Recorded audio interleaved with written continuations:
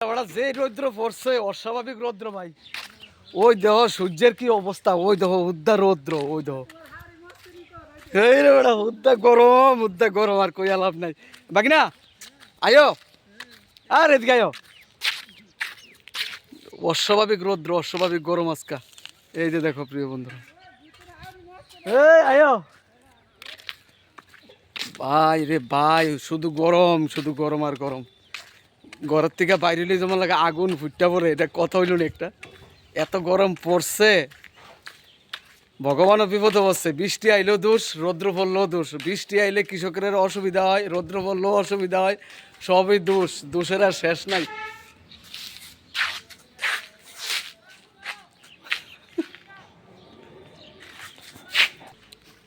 আসলে বৈশাখ জ্যৈষ্ঠ মাসে যারা ধান কাটে তারা লেগে খুব কষ্ট হয় বৃষ্টি আসলে, তো কিচ্ছু করার নাই। তো প্রিয় বন্ধুরা, অস্বাভাবিক গরম, এত গরম পড়ছে আজগা, তো মনে হয় 40 ডিগ্রি হইব, কিন্তু কিছু করার নাই।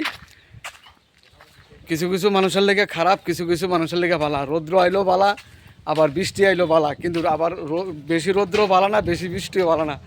তো প্রিয় বন্ধুরা, সবাই ভালো থাকবেন। কেমন আছেন? এই যে দেখুন, সবাই ভালো থাকবেন, রৌদ্রের মধ্যে ঘরে থাকুন, সুস্থ থাকুন, কর্ম করে যান, কর্ম করতে হইব, কিচ্ছু করার নাই।